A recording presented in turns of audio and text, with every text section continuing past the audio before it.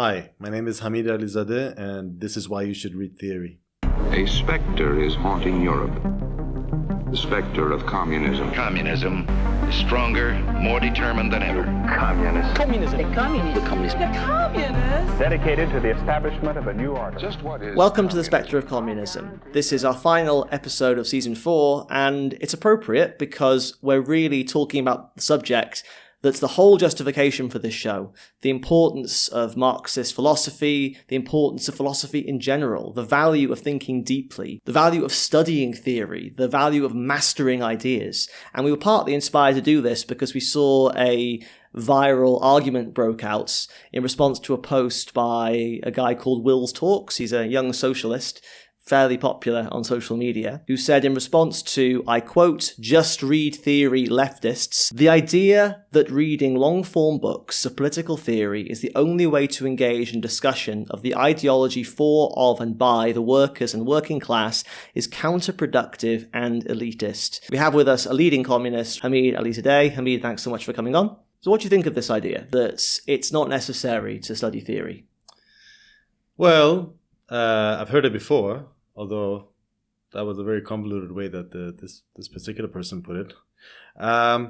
And I mean, there is a truth to it that you can have sometimes people who claim to be Marxists who kind of wear their Marxism on the amount of books that they've read, and they can quote them at length, and they can say very convoluted sentences and never really make any sense, to be honest.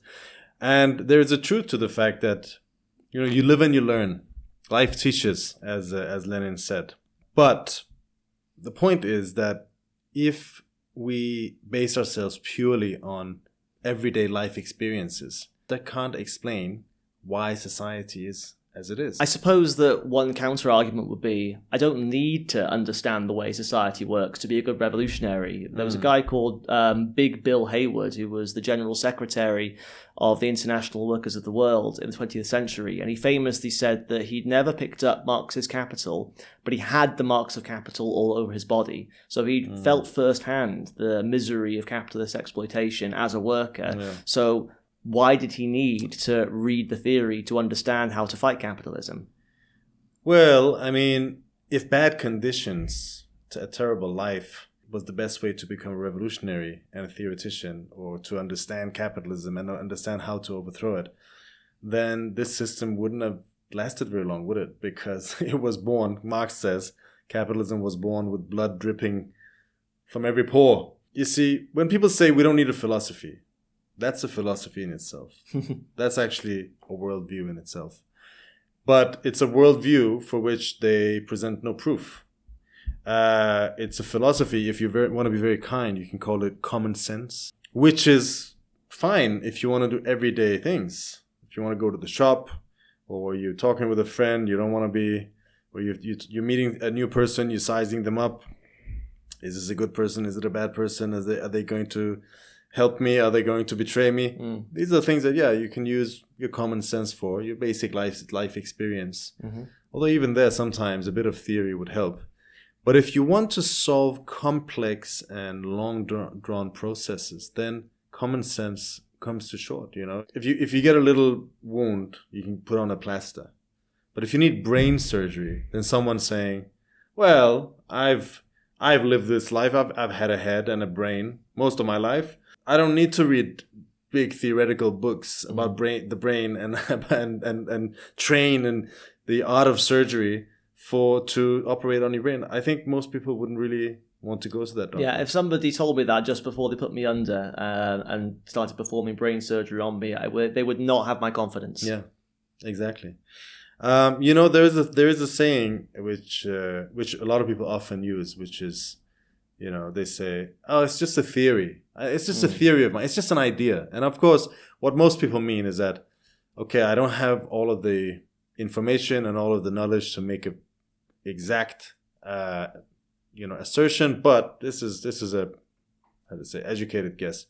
But behind this sentence, there's another idea, which is that theories and ideas are not necessarily true. That that there's a kind of a questioning of whether an idea and a theory can actually be. It's just an idea, in other words, right? That's something that we see a lot in a lot of postmodernist philosophy. It's basically reflecting that idea. For anybody who's not clear, and I know we're going to come back to it later, but what do we actually mean by postmodern? Because it's a term that you hear thrown around by people on the left and the right sometimes. Yeah. It's not often well defined. So what do we mean by postmodern? Well, it's the main philosophy in academia today, and which is taught throughout schools, universities, and so on, which takes the starting point that you can't really formulate any theories or any ideas. Whatever ideas you have is just our constructions, and they don't necessarily bear any relationship to actual reality out there. But you see, the point is this: you can say this idea that, oh, an idea is not necessarily true. I mean, if you have an idea of, say, a dog, right? Someone said that if I was an animal, I would be a sausage dog. Interesting. To be clear, I was not the person who said that. But you see, if I go out on the streets trying to find a dog, I might see a sausage dog, or I might see a terrier.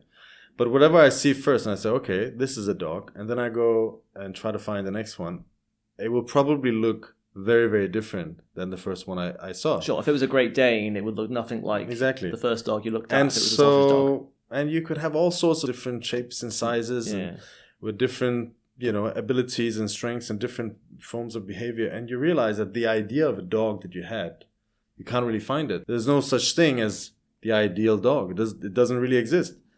And so you can think, oh, it's just an idea. That the idea is not real. It doesn't really exist. But then if you go and, let's say, read a book or study dogs, if you study zoology and we study to become a vet, and you study the behavior of different animals and dogs, the history of their development, their physiology, and so on, well, then you begin to grasp the concept of a dog as much, much deeper. And you realize, actually, with that knowledge, you can understand most dogs. Because there's something of that idea of the dog that is common to all dogs. Exactly. Or the vast majority. In fact, you can think that is more true than what you get out of any individual interaction with any individual dog. You can get to the idea that, then the ideas are actually more true than reality.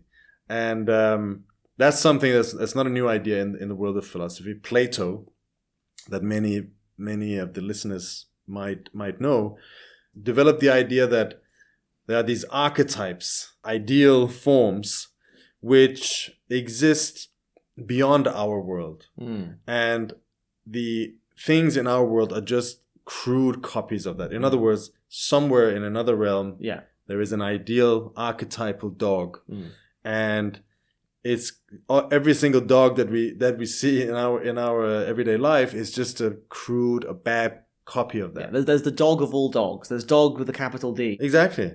Now this, if you want to really cut to the essential part of it, this is what we call in philosophy idealism, which is the notion that ideas are the primary force or primary element in reality, and that nature, the rest of the world, or the world as we know it, the material world, is a product of ideas. In Plato, this was quite literally said there are ideas that exist somewhere else and they just reflected into this one.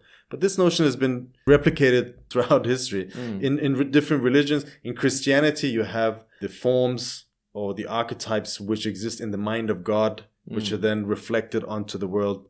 And that is where reality resides. It kind of sounds like all forms of idealism lend themselves to a religious outlook, because if the idea of a thing that exists outside of the material world comes first, then presumably someone's had that idea. Then presumably it has to be an immaterial person, which implies that a god's had that idea. Yeah, idealism always ends up in religion, one way or another. But you see, there is a problem with idealism, which is you're forced to ask the question, how does it happen?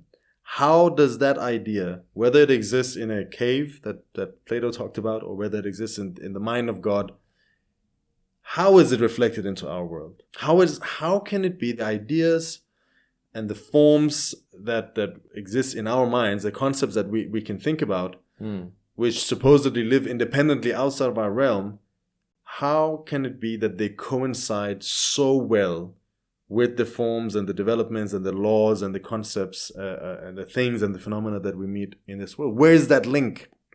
Now, Plato, he had this cave allegory where he said human beings, basically like we are slaves sitting in a cave looking at the wall of the cave. Behind us, there's a fire, which is supposedly the reason. And between the fire and us, i.e. behind us, these forms that are being held up, and we just see the shadow of these forms. And the task of the philosopher was to stand up and move away from this superficial appearance of things, this shadowy world of reality. That's what he said. The reality that we sense and see, the immediate things that are in front of us. This is just a kind of an appearance, a show, an illusion. And the task of the philosopher is the person who gets up and frees himself from the chains and looks at the forms, goes outside of the world into the realm of pure thought, right. In other words. And so he was saying that we need to break with the real world, go into the world of ideas, and that is where we can find reality. That is where we can find the truth. Right, because he would say that we weren't breaking from the real world, we were breaking into the real world. Exactly, because our world is not the real world. Right. The world as ideas is the real world, and ours is just a crude copy. This obviously has two sides to it, because on the one hand, it's a revolutionary notion, because what he's trying to say, and what is really the essence of Plato, the revolutionary essence of Platonism, which is really bastardized afterwards by the Christians and all of those who copied him later on. But it's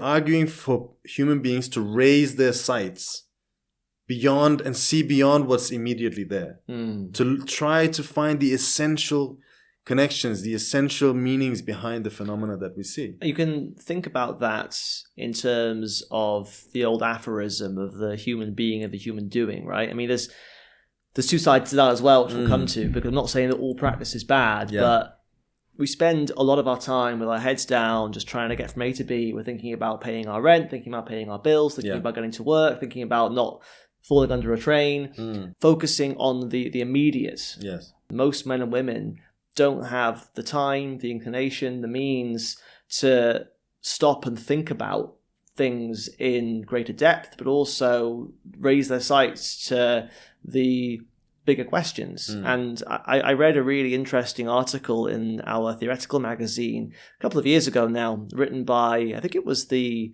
Deputy General Secretary of the PCS Union, who said that when workers go on strike, they start thinking about themselves in relation to the whole world for the first time, if it's their first ever strike, because suddenly they're part of something bigger. Suddenly they're not just people who come to work and do their job, get their wages, go home, and just survive. They start actually thinking. They start, if you say, as you put it, they begin to break away from the chains and they look away from the shadows towards the fire. Yeah.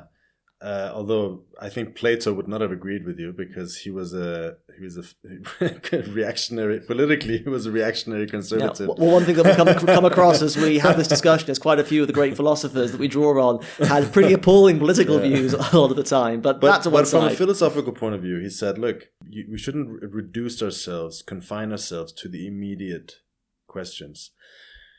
And we should try to see the deeper connections, the deeper kind of essence of things. Obviously, he's also very conservative, because he found the deeper meaning of things in this shadowy realm outside of material reality.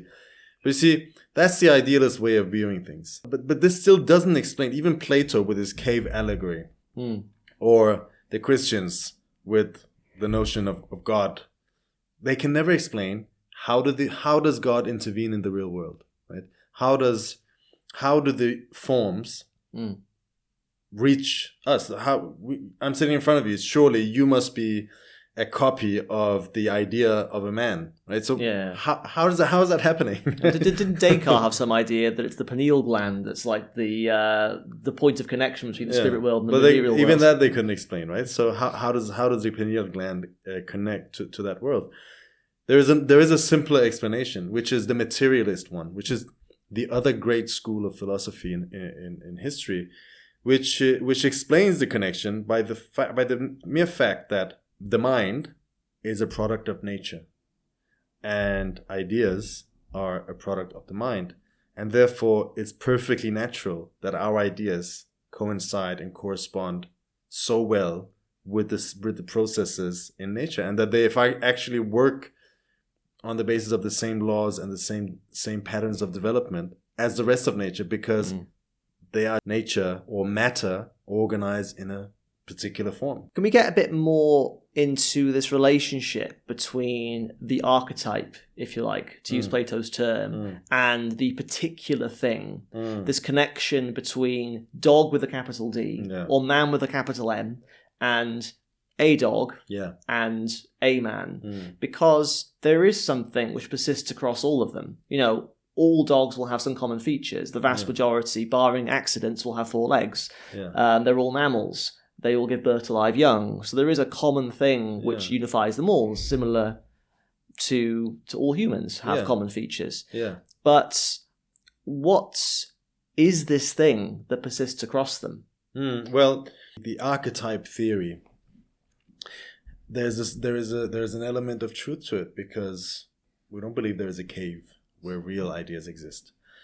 But we have to admit that when I see different human beings, there's something that persists within them. And when I see this world of infinite change and flux and accidental events and nothing really being exactly the same, at the same time, once I take a little step back, there is a myriad of patterns, laws and movements. And so you see that, yes, there are general universal patterns that we can trace throughout the universe at all levels. But if they're not in the cave, where are they? And Aristotle, who was a student of Plato, had, I think, a brilliant, very simple way of explaining things. He said, well, he's talking about houses, unfortunately not dogs, but let's go with his history. He says, no house exists alongside particular houses, and besides, no universal can exist as a substance apart from things. What he's saying is that the idea of a universal is not something separate from things, but it's a part of things as they are. It's an aspect of you that you are a male human. Those are 2 forms that coincide.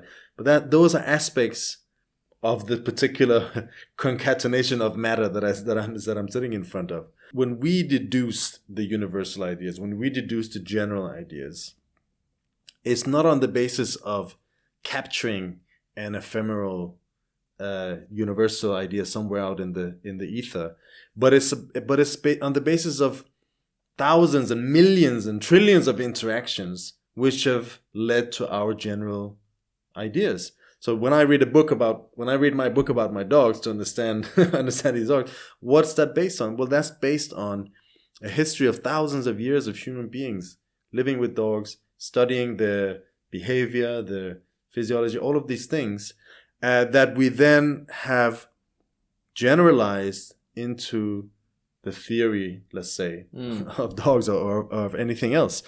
So, yes, you can say that Plato had a correct idea that, yes, there is something more deeper to be had. When I see an immediate thing immediately in front of me, it doesn't explain the whole thing. I don't necessarily understand it just by looking at its surface. I need to go deeper inside it to understand. But that depth doesn't come from a pure thought.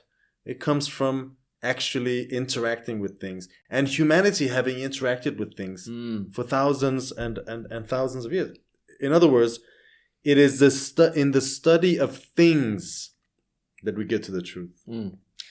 Yeah, I mean, it reminds me of something that Lenin wrote in relation to the logic written by the great German philosopher Hegel, who I'm sure we'll come back to later on.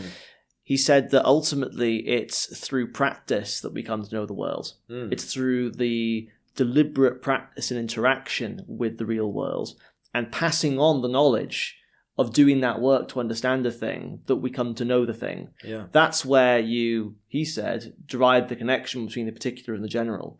I mean, I learned that fire is hot, and I learn that a car engine is hot if I touch it. They have a thing in common that I learn through practice. Yeah. And there is a thing that connects them. There's a material process that results in them having that common feature. Yes. But I develop an understanding of that common feature through practice. Yeah. And in so doing, my knowledge of the world and my knowledge of how I need to behave around certain things changes. Yeah. And I've taken the first steps towards becoming an engineer, but to understanding how internal combustion works. There are a few steps in the interim, but the point is, it's through practice that I make something which is mysterious into something that I can grasp and comprehend. Yeah, and it's the practice of real things. Yes. Not through practice of not doing anything, but it's actually through practice with and engaging with nature that we develop our concepts and ideas. But obviously then once those concepts form, after multiple times of interacting with similar phenomena, then we can use those concepts again to interact deeper and deeper with those things. But the point is you can't, if you take away, let's say, all dogs, the concept of the dog will disappear. The concept of the dog doesn't exist separate of individual dogs. The concept of things don't exist separate of the things themselves. They are just that. But the concepts that we derive from them, their essence and their lawfulness, that we'll get back to later on, is based on precisely the experiences that we have with them in our life, and that we pass on from generation to generation. Over the course of time, we forget the inception of these ideas, and they become these mystical things that actually preside above us. But in reality, they're just the products of our labor. Well, I think now is a good time to bring in the devil's advocate, as it were, because you could take that argument to a certain logical extreme and reject the idea of the concept altogether in favor of just the particular thing. Yes. And that was exactly what the famous philosopher of science Karl Popper did. Now, I'm going to premise this by saying that Karl Popper specifically despised Marxism. He thought that Marxism was especially guilty of the problem I'm going to present. He developed a school of thought that he described as critical rationalism. Yes. And he rejected the whole idea, as he saw it, of induction. Yeah. The whole idea that you can derive a general concept from observing a particular material phenomenon. So the very famous example is that of the black swans, which basically holds that you could observe 100 white swans in a row, and you could derive a general concept of the fact that all swans are white, because every swan you've ever seen appears to be white. Yeah. But there could also be a black swan, and that would immediately falsify that concept. And he argued that actually you can't develop abstract and general concepts from observation. If I drop a ball and it falls, I actually can't say with any certainty that when I drop a ball 2 weeks from now on the other side of the world, it will still fall. Yeah. All I can say is that, it fell. I saw it fall. And do it again. It fell. The only way to prove a premise is negatively. You can show that a theory doesn't work, but you can't ever say that it's universal on the basis of observation. Every single instance of a thing occurring is entirely discrete. There's no connection between them. Yeah. And he didn't like the idea of theories full stop. And particularly with regards to Marxism, he said, and I'm quoting here, he said that he found his friends who admired Marx, particularly admired Marxism's apparent explanatory power, theories that appeared to be able to explain practically everything that happened within the fields to which they referred, that there was no conceivable human behaviour that could contradict them. Marxists approach the world with a bias. We approach the world with a Marxist lens. We look at the world Marxistly, and everything that happens, we retroactively use to justify our point of view. We impose that theory on the world rather than viewing the world in an unbiased way as a discrete series of events. And he applied that logic to every theory. He said that you always, if you call it a theory, all you're really doing is individually and subjectively imposing a truth on a discrete material fact which you actually have no control over, that you can't say with certainty you understand in a general sense. So he basically, you could say, took empiricism, the process of understanding the world through your senses and through deducing things about the world from observation to its logical extreme, and said that's all you have. All you can do is say that thing happened. And you can't say, because that thing happened, this will happen next time. All you can ever do is disprove things. Yeah. So is this a fair point? First, we'll come to Marxism specifically later on.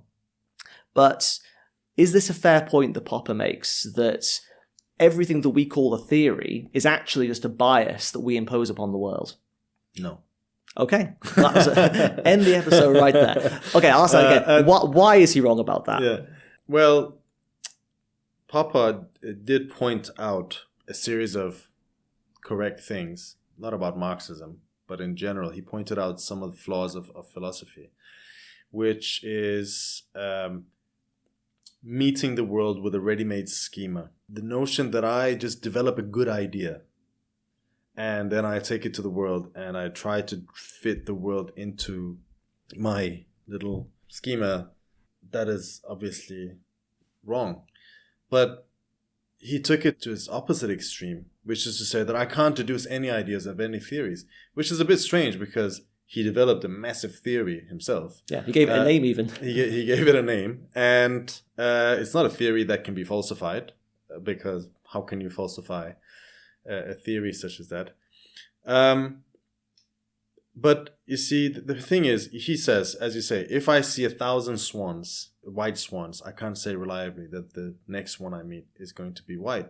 But that's kind of, that is a very simplistic way of seeing things. And it's a way of seeing ideas as static things. It's a way of seeing, he's actually searching, he's disappointed, he's searching for a universal, absolute, static truth. That's what he's searching for. And then when he doesn't find it, he's disappointed. He says, you can't find any truth. But the point is that ideas are not static. Ideas are not confined. Ideas are not limited. Ideas are actually living things. For example, the idea of a swan. Yes, I mean, I'm sure many, many years ago when the first humans saw a swan for the first time, they deduced, that's black, that's a black thingy that flies. And over time, they developed the idea of a black swan. But then gradually, they began to deepen the understanding of that swan. Looking at the swan in its development from a, what do you call it, swanling? A cygnet. A cygnet, oh yeah, there we go. to an old swan, through its developmental phases, the way that it moves and the way that it behaves, the way that it breeds. And later on, its genetics. The idea of a swan has developed many, many times throughout history. And what is we actually know that there exist black swans. Mm-hmm. There are two types of black swans. One of them is an accidental event, a genetic mutation. You can find that in Europe. But what you also have, I think in Australia, you have colonies of black swans. Does the black swan disprove the concept of swans? It doesn't, actually. Because what does the black swan represent? Black swan is a mutation of the white swan.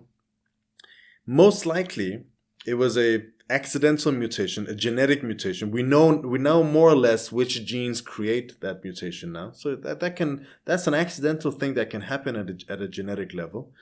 And although there's also an element of it that's not accidental, there's such a thing called genetic drift. Certain genes over many, many, many generations drift in a certain direction. And there is a theory that could also have been a result of that. But it survived and it spread because, in the wetland environments, black feathers can act as a camouflage, whereas white make you stand out. You can also have the red bills that they have, and it can be like a mating kind of part of a mating thing that develop from a behavioral point of view.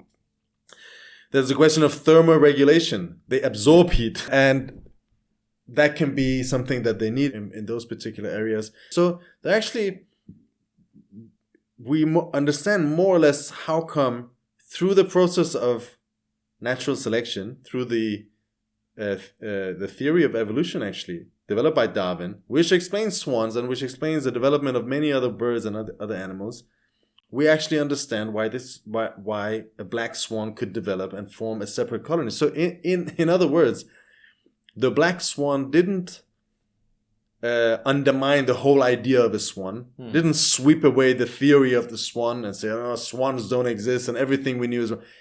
It actually confirmed it. Yes. It confirmed the theory of evolution, and it deepened and expanded our knowledge of swans. This is the thing that strikes me, that there are two things that I find particularly objectionable to this argument by Popper. The first one is that I feel like, had it been up to him, you never would have discovered the theory of evolution.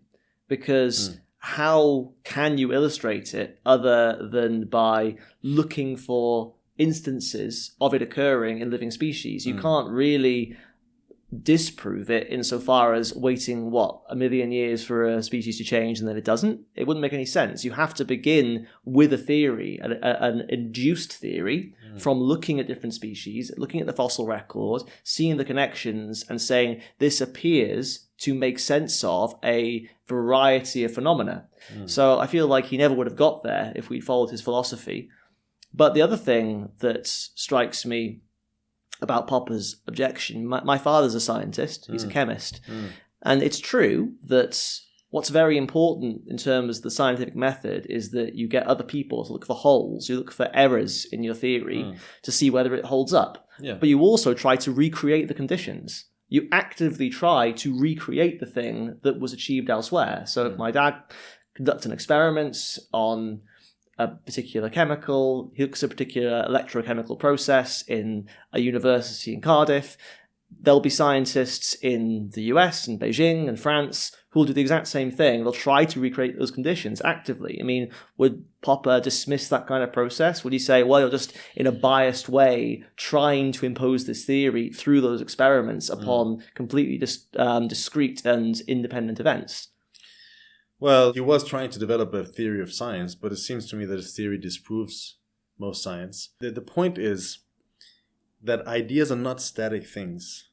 You see, there is this notion in the history of philosophy that either ideas are absolute or they're bunk. Or they're bunk, right?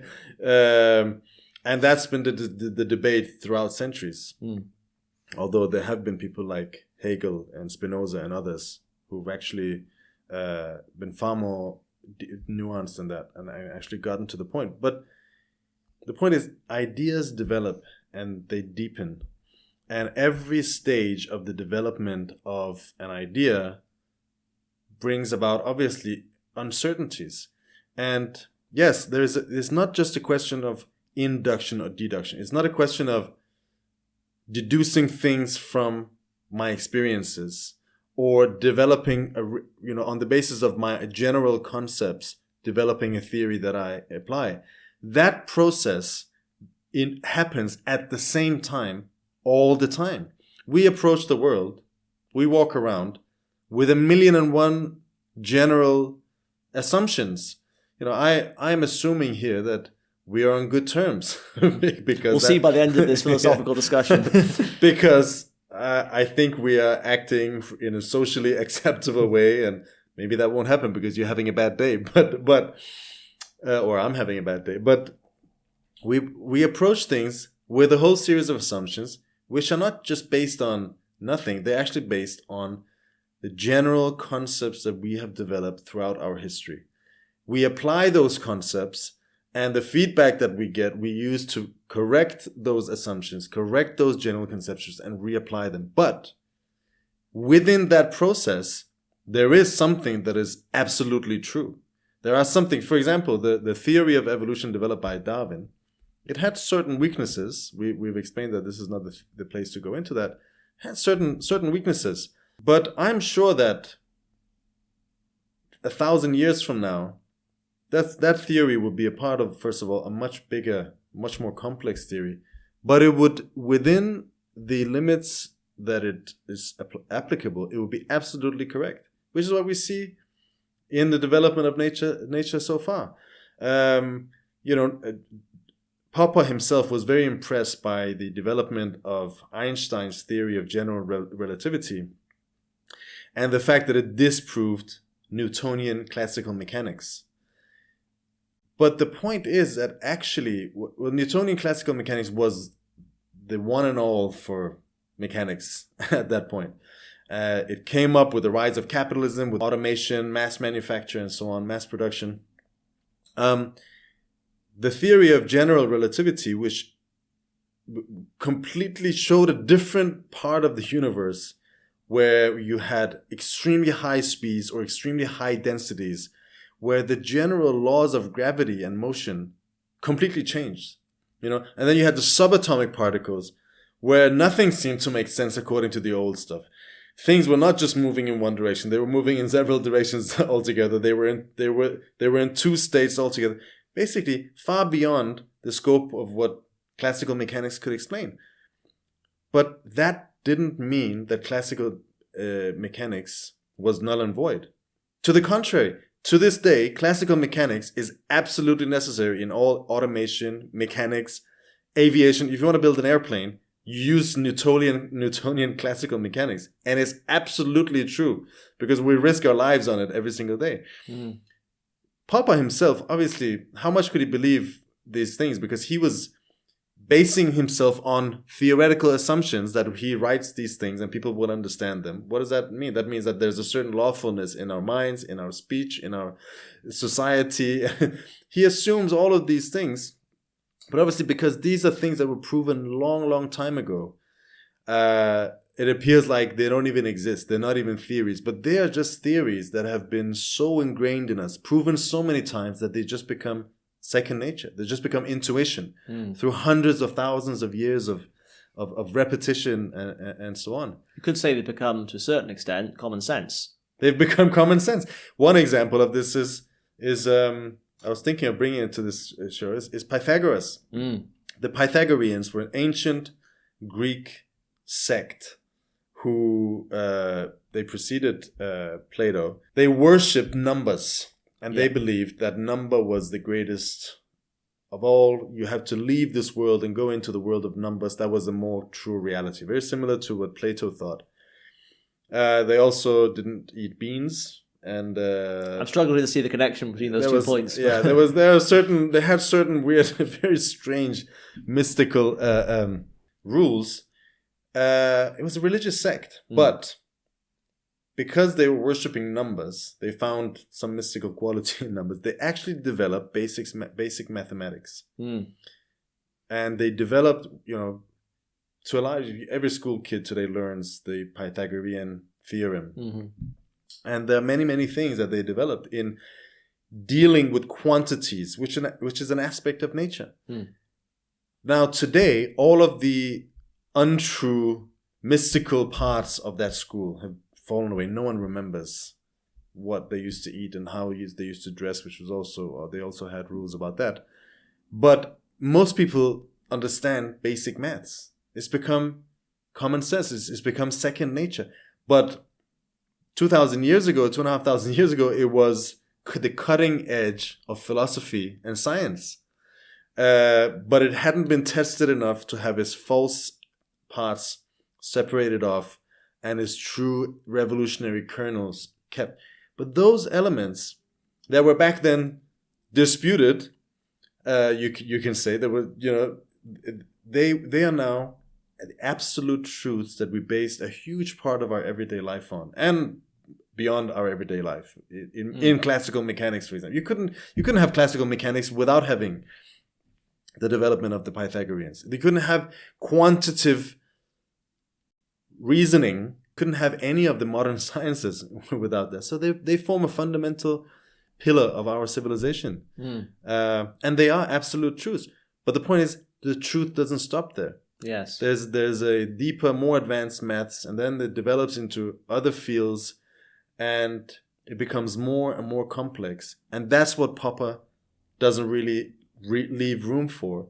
That yes, there is an absolute truth, is the whole of the universe. But we live in an infinite universe, a universe of infinite expanse and infinite depth. We will never be able to get to the bottom of it. That absolute truth is something that humanity will never achieve. But there's a progression towards that step by step. Every step we take forward, new avenues open up, new questions open up, and we move, from Newtonian mechanics to general relativity and beyond. There's going to be new things that will disprove certain parts of the new theories, but implement the true kernels of them into wider and bigger pictures and therefore what you see is not a static picture of super historical absolute truths, but a knowledge, that an ever expanding and ever progressing knowledge of humanity over the universe from lower to higher levels. Yeah, and this is a point that Lenin makes that I find really inspiring in his philosophical notebooks, reading about Hegel. He's interpreting something that Hegel's arguing, where he says that the universe is infinitely complex. However, there's no fundamental limit on human knowledge. And that sounds like a contradiction, because on the one hand, we're saying the universe is too complicated, too great, too infinitely expansive to ever fully grasp, but there's no limit on how close we can keep approximating the truth. There's no limit on the human activity of knowing. And that's a really inspirational sentiment when you think about how far we've come. I mean, think about the way that we've extended our lifespans, the way that we've perfected our understanding of the universe, the way that we're able to build civilization. We started as itinerant bands of hunter-gatherers running around, keeping each other alive, hunting on the plains of Africa and gathering berries. And now we're at a point where we can travel to space and we can build robots and we can build artificial intelligence and we can live for over a century. And this is all a consequence of this process of a greater and greater approximation of, if you like, this absolute truth. Something else I wanted to come back to, and perhaps we'll develop it later, but one argument which is related to Popper's objection, I've heard in the mouths of other people as well, which is that Marxism, and I've heard this argument directed towards economics and sociology and other humanities as well, we're not dealing with things you can test in a lab. We're not dealing with bottles of chemicals or physical specimens of different animals. We're not dealing with things that you can physically grasp and test 1,000 times in controlled conditions. We're talking about the scope of human history. So how can we say that we have a theory that can cope with all of that? I mean, isn't that something which is a uniquely ambitious argument that isn't like any other form of science, that means that Marxism isn't really a science? Well, yeah, I mean, there are different types of sciences. Engels talks about this in his Anti-Doing, that there are exact sciences and there are less exact sciences, like physics. Although at the cutting edge, it's not a very exact science either. Yeah. my wife studied physics, and she says it gets quite complicated and a bit less clear-cut at certain extremes. Exactly. But there are certain sciences which are, like classical mechanics is a pretty exact science. You can predict with more or less quite a high level of accuracy how a plane would fly if you change its rotors in one or the other way, or how things might fall if they fall. So there are exact sciences. Maths is a pretty exact science. Although, again, once you move in the really advanced layers, the level of precision actually declines. But yes, it's true that Marxism deals with a subject matter which is still developing. We're living in it, and we can't take it out and watch it from a laboratory point of view. But if you take a bird's eye view of history, you can actually see quite clear iron laws of the development of human history. Human history is not one monolithic chapter. You have early human societies, which were based on primitive communism, a situation where humans lived in small bands that worked together And there was no such thing as kings or rulers or bosses or capitalists. There was no private ownership of the means of production. But at the same time, production was on such a low level. The production of the means of subsistence, of the things that we need, the necessities of life, was on such a low level that everyone was, it was just barely survival. It was hand-to-mouth survival. Precarious existence. Very precarious existence. With the development of agriculture, then, we see a complete transformation of human society. We see the development of classes. We see that for the first time in history, you can produce a surplus value, which means that a certain layer, at least a tiny layer of society, doesn't have to live in this constant struggle for survival. Now, that is a massive impulse for the development of science, of culture, of technology, of all of these things. Development of society at all levels. And from there starts the beginning of the class struggle, because that surplus production becomes the object of a struggle of the exploiters and the exploited. That's the history of class struggle. That's the history of written civilization, if you may.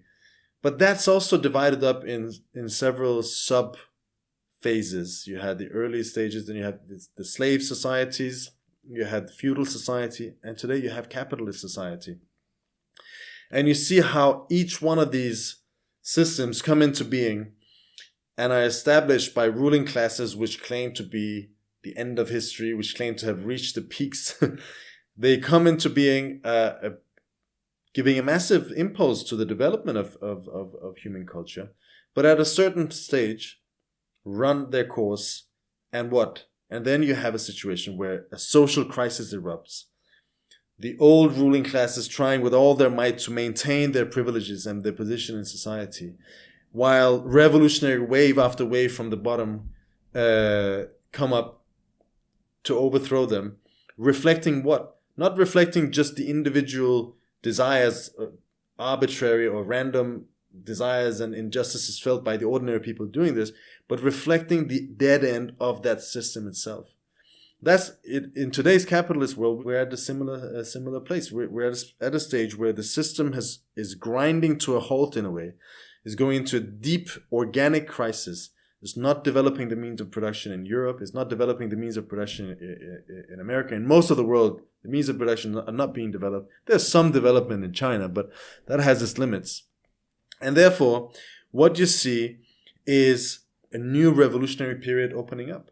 The amount of social instability and social strife is enormously accelerated in the past 20 years. And that's just the beginning. We haven't seen anything yet. So yes, we can't predict things from a Marxist point of view. In terms of society, we can't predict things exactly. We can't say, when will this happen? When will that happen? But we can see, because of the underlying tensions and the underlying contradictions building up in society, we can definitely see where things are going. And also we can see that the fundamental contradiction in this society is with what?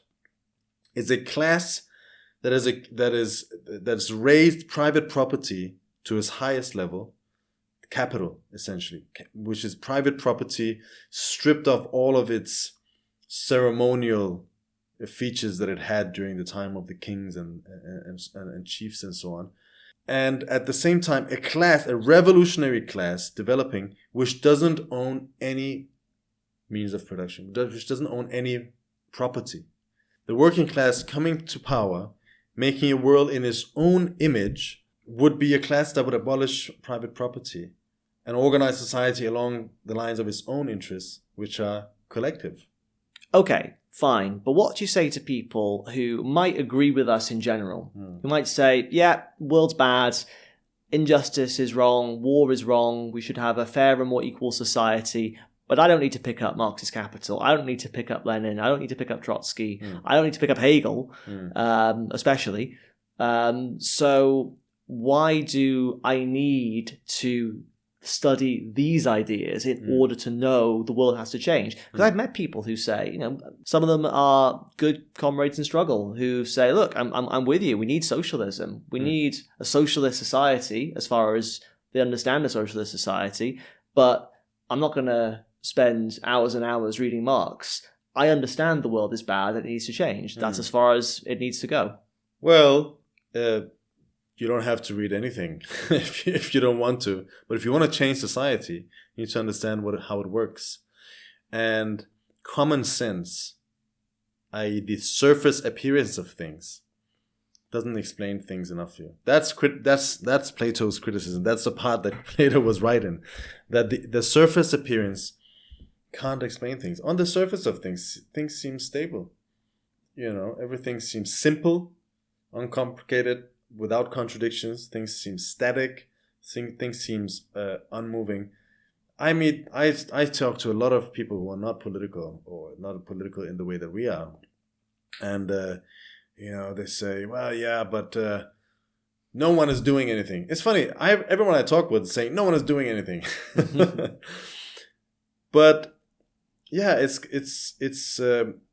correct that on the surface of things can appear simple, but in order to understand things, you need to understand that there is a tension between the surface, the form, and the content. What is actually underneath that surface, and we have to learn to look underneath it in order to understand reality. If you are expecting a gradual development of things, today we have 1 revolutionary, tomorrow we have 2, then we have 4, then we have 8. That's not a gradual, that's an exponential one. Anyway, 2, 3, 4.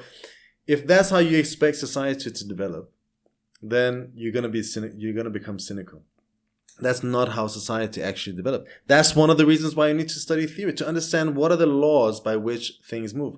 Because as soon as we look underneath the surface of things, we see things are not simple, things are not isolated, things are not static, they're interconnected, they're full of contradictions, they have opposing parts, and it's these contradictions which are driving them forward, and they are constantly in a state of development. Sometimes, most of the time, development is imperceptible. It's very, very little at a time. But at a certain point, you reach a critical phase where you have big eruptions in development. And that goes for everything in nature. Just like volcanic developments, you have, or earthquakes. It's the long periods of pent-up contradictions that then lead to an explosive development. You have consciousness, for example. Most ordinary people you talk to, or, well, not quite actually, I would say most leftist people you talk to, who are not Marxists or not revolutionary Marxists, they would say, people are just manipulated and people are just, under the influence of the media. But they don't understand that, yes, media manipulation, educational manipulation, all this has an important role to play in a capitalist society. But they are not the ones that create consciousness. How is consciousness created?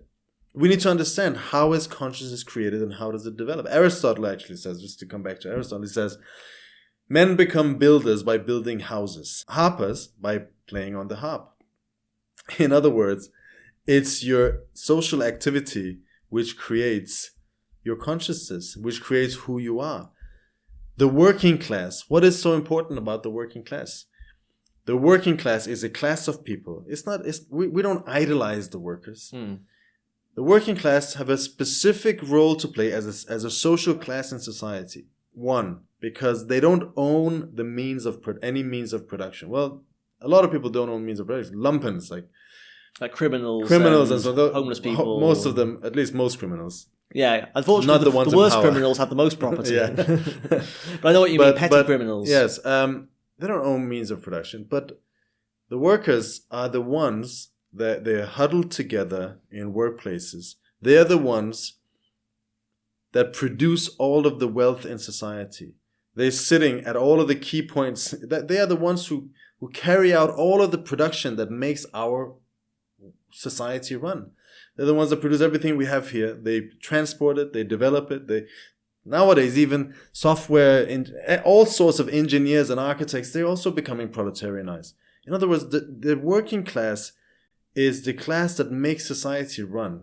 And it's a class that doesn't own any means of production, is huddled up in workplaces and towns and oppressed by individual bosses. And this struggle gives it what? A collective mindset. The more the working class can stick together, the more unity it has, the stronger it is, and the more successful it is in its aims and ambitions. The more atomized it is, the less successful it is.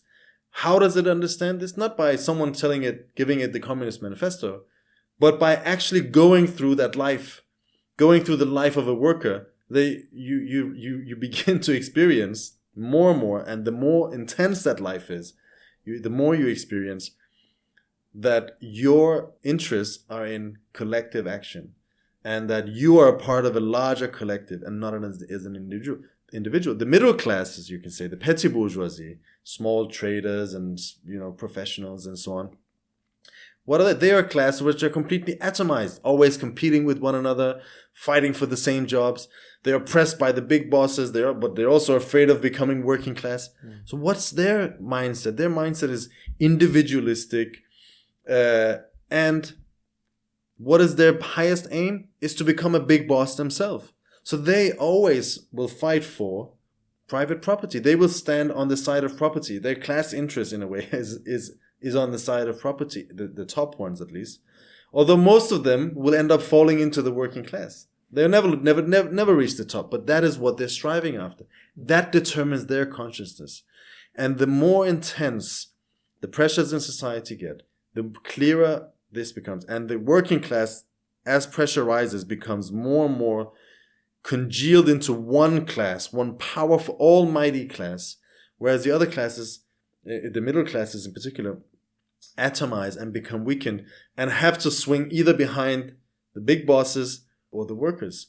So I agree with you, of course, but I can literally right now hear the comment section screaming at me that you're undermining your own argument, because you just said that the working class, irrespective of whether they read Marx or Lenin or Trotsky or Hegel, will, just by dint of the pressure of living as exploited workers and through the necessity of their collective action, will move in a revolutionary direction. So the question I can imagine coming at us is, then why do we study theory? What's the role of a Marxist organization? Aren't we more like the middle class layers that you just talked about, that sit aloof and above the working class, and we lecture to them and we're not really a part of them?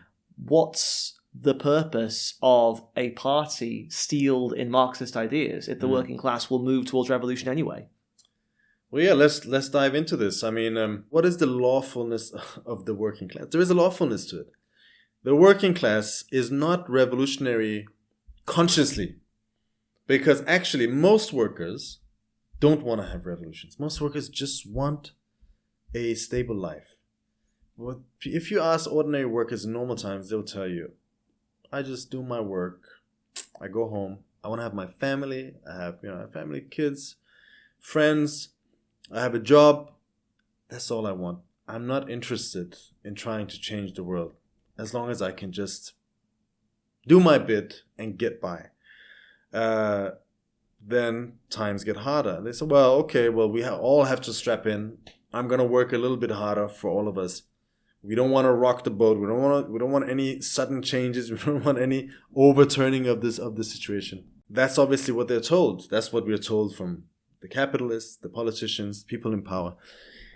But it's precisely this, striving for a peaceful life and trying to do their bit in keeping society going forward. That's partially their collective way of thinking that's at play here. When they suddenly realize that there's some people out there that are not doing the same as that are not sacrificing like they are, that keeps demanding more and more and more and more and more, and that this system keeps throwing their life deeper and deeper into misery, deeper and deeper into instability, then that desire for stability, that conservative desire in reality, becomes its opposites. It's precisely the idea that I did my bit, right? That becomes the revolutionary anger that propels people forward. Now, that's what we need to understand, how the working class develops, that it can change, consciousness can change in 24 hours. And then workers are going to say, okay, I'm no longer going to trust what they tell me. My whole life, I've been following the rules. I've been following what the professional politicians have been saying. I'm not going to do that anymore. It reminds me a little bit of the beginning of the 1905 revolution, where workers were marching behind a priest, religious workers, who most of whom hated the communists, hated the Bolsheviks. They thought they were godless atheists who were there to cause trouble. They marched peacefully with banners to the Tsar, saying, "We're starving, we're desperate, we're miserable. Please give us something." And they were shot down in their hundreds by armed Cossacks, and suddenly those same workers are running to the Bolsheviks and saying, "Give us guns, we're going to tear this down." Exactly, and they become revolutionaries. That is a revolution. And if you don't understand how that process takes place, you become cynical, which is what a lot of on the left, writing off the working class, not trusting in it, because they don't have a deeper understanding of it. They look at the surface. Oh, now they're all voting for Trump, or now they're all voting for Biden, and now they're all voting for this. I got a message today that I have to share because it's so relevant to this. This bloke got in touch with me. He said that he's a socialist, and he's talking about the fact that Labour just lost local election to Reform, this party run by Nigel Farage, this right-wing character in Britain, who's actually been outflanking Labour on the left on some issues in the last period. But he said they've got a very anti-immigrant policy, Reform. He said the only way to fight back for Labour is to get racist. The votes they're losing are to undereducated bigots who have been played by the Farage media. The Tories are to blame for underinvestment in schools. Long-term Labour needs to provide a population with thinking skills again. This person says that they're a socialist, but their attitude is people are just dumb. Too stupid. They're dumb. They're thick. They're racist. They're bigots. Unfortunately, they're not as intelligent as exactly. him. That's actually the. Now that is the result of common sense. That's the result of not having a dialectical, a Marxist philosophical approach, of being able to understand what does this phenomenon represents. I mean, to be fair, you don't need to have that deep of an understanding to understand why people vote Reform. What have Labour done for them? What have the Tories done for them? What does the past 35 years or 40 years represent for the British working class, if not a constant one-sided decline of living standards? Absolutely. Attack after attack after attack. Britain used to be a modern country, but it's falling apart. The healthcare is falling apart. The water... The water companies are, the amount of corruption, nothing is stable anymore. Life is becoming harder and harder and harder to endure. Labour comes to power. What do? They go at it even harder than the Tories did. They've done more cuts than the Tories did in the first period. Whereas Reform says things like we're going to nationalise British Steel, which is this big steel company which is falling apart. We're going to reindustrialise and bring the jobs. Reform, they've not been in power. Obviously, Reform are also capitalists, and they're reactionaries, but they link up to the class anger in society. But you see, they also lean on another thing, which is, I don't know what this person is on the left, but all of the people who on the left, the leaders of the left who criticize people for voting Reform, they should look in the mirror, because they are the ones who are responsible for it. The anger and indignation of the working class is unprecedented. The size of the working class, the power of the working class is enormous. And the anger is right there underneath the surface. But the leaders of the left refuse to tap into it, refuse to appeal to it, refuse to call out the system and to call for all-out struggle against the system as a whole. And then you leave the stage to demagogues like Farage, who come and blame immigrants, but they also, as you say, they talk about nationalizations, they talk about the establishment, they talk about the rich. And Labour also attacks immigrants, we should say, so they're not even different in that much in that regard. Exactly, and it doesn't have the same result, because that's not what it's really about. That's not what it's really about. And there is obviously racism, and racism is a poisonous thing in the working class. But it's amongst the working class at this stage, it's a very thin veneer. And once you scrape that off, what you have is class anger that's not finding an outlet. And that's the crime of the left, that the left has made, in not showing an alternative at this particular time, where the system is declining and is in its deepest crisis ever. They cling harder to it than ever before. Can I ask a question? Obviously, there have been greater crimes committed by the leaders of the workers' movement. Have they ever been more pathetic in history? I don't think I've ever seen a period in history where the leaders of the left under capitalism have been more spineless. Exactly. I mean, I don't think so. Top of my head, that's a good question. Our readers can look into that. Maybe that's a topic of an episode listeners. For the next season of Spectre of Communism. I mean, the amount of we can go into the spinelessness. It's insane. It's insane. And then they have the guts to call out Trump and Farage, but they are the ones who are responsible for in the U.S. Bernie Sanders capitulating to the Democratic Party establishment is directly responsible for a big chunk of the American working class swinging behind Trump as someone who at least talks about them and their life and their living standards and the struggles they're going through. We had a guy who was one of Jeremy Corbyn's aides on this show who openly admitted that the capitulation of Corbyn and the leadership around him was directly responsible for the rise of people like Johnson and Farage and Trump.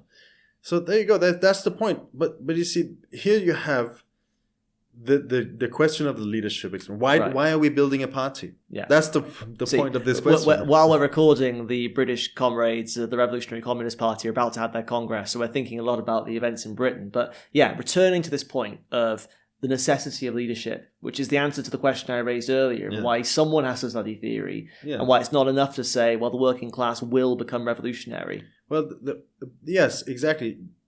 We know that the working class will move in a revolutionary direction. And once it moves, its consciousness will develop by leaps and bounds. But you see, this is not this is not a guaranteed development. A revolution is a process that's limited in time. Why? Because people cannot be on the streets forever, indefinitely. That's the crime of a lot of reformists during revolutionary periods. They're like charlatans. They gamble with the patience of the masses. They call them out to the streets and they call them back in again. They call them back to the streets but you see, the working class people start to wear off. And if you don't consolidate the victory, by actually taking power, by bringing in all of the different strains of the struggle, all of the different layers of the working class and the other oppressed masses that is dragging behind it. If you don't connect all of their struggles in one united struggle under the direction of one united leadership, then you risk running out of time. That process will happen inevitably, but the speed with which it happens is not a secondary thing. The role of a leadership is not to tell the workers what their interests are. They know what they're going to figure out what their interests are through their activities. But because we already know the process that they're going to take, we already know the development that they're moving towards, we can help make that development go faster. If we look at the 1917 revolution in Russia, that's the best example. Here you have a movement where the working class in February 1917 takes power, overthrows the Tsar, and establishes these Soviets, i.e. these working class organs of power. You have a dual power situation where there's the old state on the one hand, and then you have the Soviets kind of competing for power. And what the Bolsheviks did, the working class, yes, had shown immense ability and creativity in developing these, but it wasn't conscious enough at the beginning of the revolution of the fact that it needs to take power, right? That it needs to take economic and state power into its own hands, and that this is a class struggle. This is for most workers, it was about the Tsar, it was about the injustices of the Tsar, it was about the economic injustices Tsarist Russia imposed on the workers and the peasants and so on the soldiers who were at the front. Underlying all of this, obviously, was a class struggle. But that wasn't fully conscious. The development of that, the realization of that idea was what the Russian Revolution was really about. For the working class to get to the point of realizing that it needed to take power as a class. Now that process of development takes place in every single revolution. But in Russia, it succeeded in reaching its goals. Why? Because there was a Russian Bolshevik party that assisted the working class in developing this idea. In other words, Lenin and Trotsky in particular, who understood where the workers were going, who understood where the end of this process was, because they understood the laws of class struggle, the laws of revolution, and could guide and help the working class realizing this sooner. There's a great line by Trotsky where he says that it is historical experience that the greatest revolution in all history was not led by the party which started out with bombs, but by the party which started out with dialectical materialism. Yeah, exactly. It's precisely because the Bolsheviks and the leadership of the Bolsheviks, Lenin and Trotsky in particular, had an understanding of the basic laws of society, of the working class, and of a proletarian revolution. So when the workers overthrew the Tsar, they said, okay, you've overthrown the Tsar, but within the system of capitalism, as long as private property remains, as long as the old landlords and capitalists still maintain power, your problems will not be solved. You want to solve the question of the land, you want question of bread, i.e. living standards, you want to solve the question of the war. You cannot do that without taking power into your own hands as a class. At that time, the Bolsheviks were a minority. Most workers would probably say, we don't need that. We don't need those ideas. We know full well we've taken power now. We've overthrown the Tsar. We can do anything. But through their own life experience in the struggle, they came to realize that the Bolsheviks were right. And therefore, the Bolsheviks grew over that period from around 5 or 6% of the Soviets to having the majority of the vote in the Soviets and finally being able to take power by October. The role of the Soviets the role of the Bolsheviks was precisely to accelerate that process. And that's what the party does. The party prepares for that particular moment in time. We are not the ones who start a revolution. We build ourselves as a vehicle for the revolution to acquire its clearest expression through. And here is the interesting part, because in philosophy we talk about the subjective and the objective. A lot of people say, oh, subjectivism. It's all subjective anyway. It's just what people want and what people don't. But you see, here you have, because of a deep understanding of Marxist theory and philosophy, the objective law of development of society became the subjective will of the Bolsheviks, of the Bolshevik party, and later on of the whole of the Russian working class. And so you have the subjective and the objective changing place and transitioning into one another. And it was the subjective intervention of Lenin in particular and Trotsky, supported and also the rest of the Bolshevik party, all of the cadres that were built up, the apparatus, the program, the traditions, all of these things. There was subjective action which carried out the objective process of revolution. And that is the paradox of the socialist revolution, is that it can only be a conscious act. But this conscious act is only the act of bringing to fruition the objective development that's already taking place. Well, I think that we've gone on a really fascinating journey, at least for me, I hope for you as well, from the purpose of theory and philosophy in general through to the task that we're faced with, which is building a revolutionary party capable of playing that role. And just returning to the question we began with, do you have to study theory? Strictly speaking, no, you don't have to do anything. We can't compel you to read theory, but if we don't build a revolutionary organization to play the leadership role that Hamid described at the decisive moment, then another historic opportunity will be missed. And we've seen the consequence of that. In the Arab Revolution in Egypt, in Tunisia, in Sudan, the bloodbaths and the dictatorships that follow as a result of the absence of such a party, steeled in the right ideas.